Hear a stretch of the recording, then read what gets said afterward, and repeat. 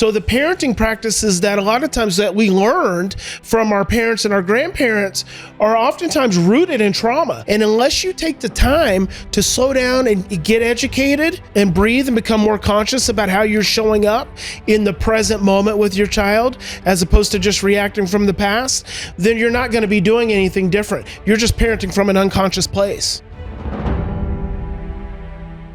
Hey everyone, it's Tamara Thompson with Broadcast Your Authority, and I'm super excited for our panel of co-hosts. Thank you guys for joining me today. Appreciate you. And our next guest, Bryan Post. He is a child behavior expert, AI expert, and serial entrepreneur. Bryan, thank you for joining us today. Thank you so much. I'm glad to be here. Where did you fly in from? We flew in from Fort Worth, Texas. I love it. Love it. Well, thank you so much for doing so. Of course. I appreciate that. Well, you've got like an extensive background here, let's start a little more with like the child behavior expert side of it, because you have a book called From Fear to Love, correct? And you have other books as well. But can you share a little bit more about your backstory and then how it kind of evolved over the years? Sure. Well, From Fear to Love has sold over 800,000 copies. Congrats. And it was written specifically for adoptive and foster families. But I always say just mark out the adoption and foster care and put in biological grandparent, spouse. It doesn't matter. It applies to everyone. I was in foster care for a short period of time before I was adopted, but my parents that raised my sister and I, who was also adopted. We were not biological. And my parents, this was in the 70s, they didn't understand trauma. They didn't understand adoption. So adopted and foster children have behavior problems that are usually due to their traumatic backgrounds. And my parents were very old school. So they parented in a very traditional way, which was the counter to what my sister and I needed. But it was what helped me to learn and develop everything that I share with families now. And you do a lot of speaking tours and stuff like that with all your books. So that's awesome. So how do you, I know at this point in life and what you're doing, you've actually applied some of the things that you've applied there into leveraging with the emotional intelligence of AI. Mm-hmm. What is kind of the focus around that right now that you're doing? Well, so emotional intelligence and AI is very interesting because we tend to approach relationships in a very cognitive way. Mm-hmm. So we like to do a lot of talking, a lot of processing, but relationship is actually emotional. And so my focus with AI is leveraging it as a tool for support and relationship during stressful times. So I created an app called bondify.ai, and it is a AI-powered parent support app that will support parents in the moment of crisis and stress with their kids. So instead of parents completely losing their mind, or in my background, which is adoption and foster care, a lot of times when behaviors escalate, adoptive placements can end up disrupting. Kids can end up going back into foster care, or if they're already in foster care, they get moved from home to home to home because the families don't know how to address the difficult behaviors. So what I've done is just taken my background, which is 25 years of trauma and behavior, and combined it with AI to leverage it as a tool to support parents in a moment of crisis, which I believe can help them really navigate difficult times.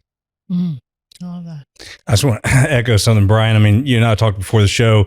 You're right in the space that's near and dear to my heart. You know, we were foster parents and adoptive parent out of fostering, and just the challenges that we had in that journey, but also how much we learned in that journey was phenomenal. And I just want to echo what you said, is everything that you do and teach, it's not just for the fostering and adoptive community. It's for every parent. Because I was sitting there going, where was this 20 years ago when I was raising my boys? Yeah. Because it just spoke to so many things. But in that space, can you share a little bit about what I love about the Bondify, the AI part of it, is how it can quickly put something into the hands of a parent. Can you kind of give a scenario? Because again, not just foster adoptive, but any parent using it as a tool of what that would look like on any given day. Because I'm sitting here thinking of 5 of them that I was like, man, if I'd had that, I could have done something. You mind sharing something like that? Absolutely. So I teach love-based parenting at its core, based on the Fear to Love methodology.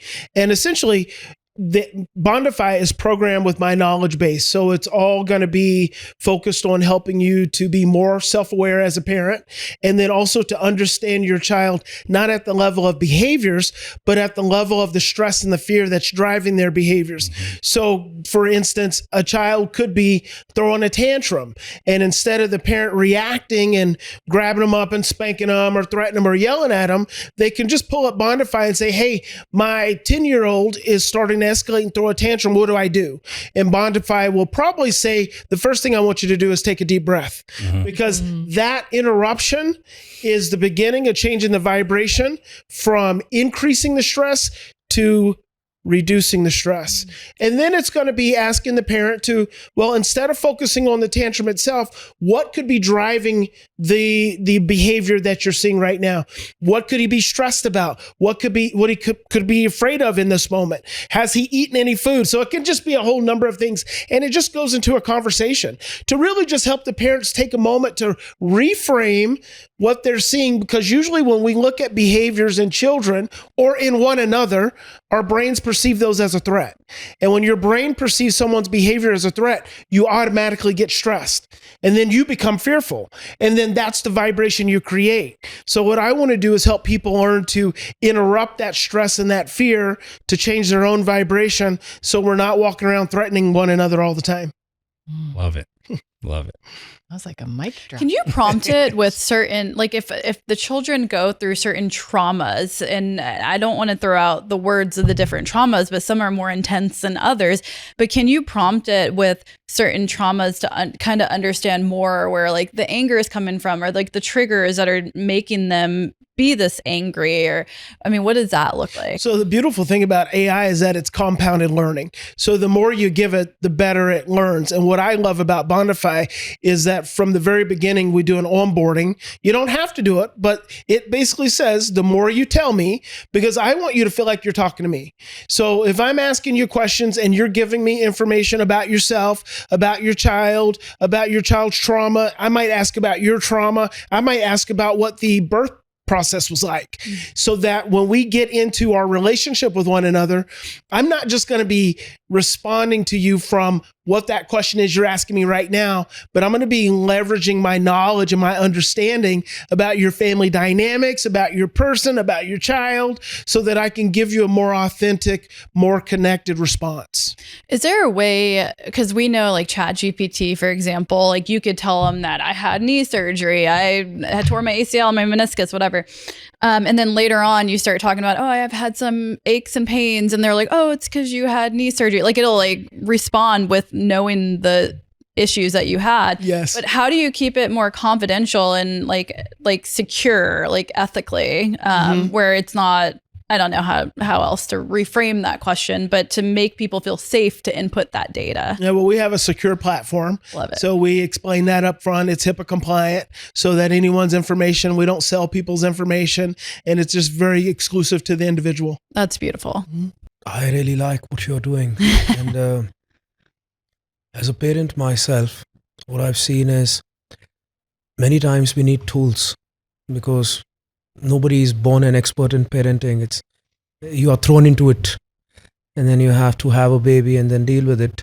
And I'm thankful for a platform like yours. But my question is, how do we make sure that we are developing the parent himself as well? Because there's a lot of intuitiveness in raising a child that happens. And I think that's where your intuition and the love philosophy comes from. But don't you think that is where that development of the parent should also happen? And what do you have to say about that? You know, I think it's very important for us to develop as parents. And I think what's as important is that, especially if you're talking about intuition, which is actually a secondary sensory pathway, in order to get to an intuitive sense, you have to be able to reduce your stress. If parents are stressed, then they're in survival. And they're also not thinking clearly. Joseph Ledoux wrote a book called The Emotional Brain. He says in times of stress, our thinking becomes confused and distorted, and our short-term memory is suppressed. So if I have a new parent, I can't just rely on them to be intuitive. I have to guide them and support them. And that's why support is so important for new parents. But really what I want to do is I want to help them learn how to calm calm down in the presence of stress. Because when I can help them to calm down in the presence of stress, then I can help them tap into their natural intuition. And that's really a beautiful thing. Fantastic. So we are supporting them through the point of crisis till they become structurally sound emotionally. Through repetition. There's two ways to change the brain, repetition and emotional impact. So if I can give you repetition through you asking questions, and then if I can help you in the moment of crisis, that's also emotional impact. And that's helping to change and develop your brain. I like what Sean was saying, because we got on that tangent of the AI piece, and I believe AI is going to be an integral tool for so many of us to use. And I love that you're doing that. But I guess it does go back to how are we taking the time, and that's where your books come in, and the media that you've put out there to help educate parents, for us to slow down. I guess that's the encouragement I would want parents to take away from, as they lean into this and even use, the Bondify, is slow down and take the time to educate yourself, learn about things. And, I guess if you had to pick one of your works, books or whatnot, to maybe go along with Bondify, what one book would you pick out and say, hey, read this one? Would it be? Probably my book From Fear to Love is probably kind of my flagship book. But I think what you're saying is very important, because we typically don't take the time or make the investment in ourselves as parents. It's like we think parenting is supposed to happen automatically and intuitively. But when it happens automatically, it's usually coming from an unconscious place, which is usually generated from blueprints from generations before us. And so the moment you get stressed, you go back to those blueprints that come from mom and dad, grandma and grandpa, great-grandma and great-grandpa, and before long, you're into generational trauma. So the parenting practices that a lot of times that we learned from our parents and our grandparents are oftentimes rooted in trauma. Things like timeout, things like spanking, consequences, behavior modification. Those are all trauma-based parenting techniques that we've just developed and acquired over time. And unless you take the time to slow down and get educated and breathe and become more conscious about how you're showing up in the present moment with your child, as opposed to just reacting from the past, then you're not going to be doing anything different. You're just parenting from an unconscious place. I love that everything's the focus of like leading with love and consciousness on this piece, because a lot of the people that come on this show that have that commonality of consciousness, and obviously we have tools and resources such as AI, and I love the fact that you've integrated these things too. Did you, when you created the app piece of it, like obviously you can use things like ChatGPT to like really put together like a hardcore like knowing and knowledge of like information, like when you guys created the app piece of it, was there like a certain amount of prompts that you were like, we've got like 19 different prompts that we put in here that helped answer based on my knowledge to help educate people? What was that process like when you were actually creating the app? Well, it's actually a funny question, because I started developing the app before I knew about AI. Wow. And so we were actually prompting just off of videos. So I was just giving little short clips. And then when it got done, I didn't like it. And so by the time we got back around to developing, and again, AI had come out, and then I started learning more about AI, and I was like, oh my gosh, this is great. Because then I was asking, how do I upload my books? Because I've written 18 books. I've produced hundreds of video programs. So I was asking these AI people, how do I upload my books and my videos and stuff into AI? And they were like, oh, just do this. I was like, oh, this is great. So no longer that I have that. Some of my little original app screens were just me doing a little video. It's so funny. That is funny. I love it. I love that side of it. So this app, is it primarily targeted for parenting, or can it be stepped in like leadership overall? Like, can somebody sign up if it's like leadership in business, or how would you explain that? You could actually ask it anything. It's all going to be responses based on my foundational learning. And so however you prompt it, I have parents using it with one another, with their spouses. And so you could use it in anything, but it's primarily targeted towards parents. I want to help parents just raise up children with higher self-esteem. I want parents to feel better about themselves. I want families to be more connected. I feel like in this era of this age of time, we're so disconnected in relationships with one another. And I just feel like this is a tool to help us slow down and really reconnect to what's important. I also think it's important for the ones that are considering fostering or adopting. Like I've even thought about it, and I have that fear. It's like, oh my gosh, what if they just are upset with me or like mad all the time and I can't like get to the bottom of it? And what you're talking about, it solves all of those doubts and fears. And so I'm wondering, do you go into the foster organizations and also talk about like your software as well? So I'm actually we're putting everything together, but I'm going to do the biggest adoption and foster care research study that's ever been done. And I'm going to do it using Bondify to show how to improve foster and adoptive parents' sense of well-being and how to reduce disrupted placements. And I'm going to show that we can do that using Bondify in less than 90 days. And I just feel like it's based on the knowledge base, because I believe that love is the most powerful healing force that exists. And so much of what we do with our children creates more stress and more fear. But we're going to do that research study and just really help empower foster and adoptive parents. That is so beautiful. Yeah.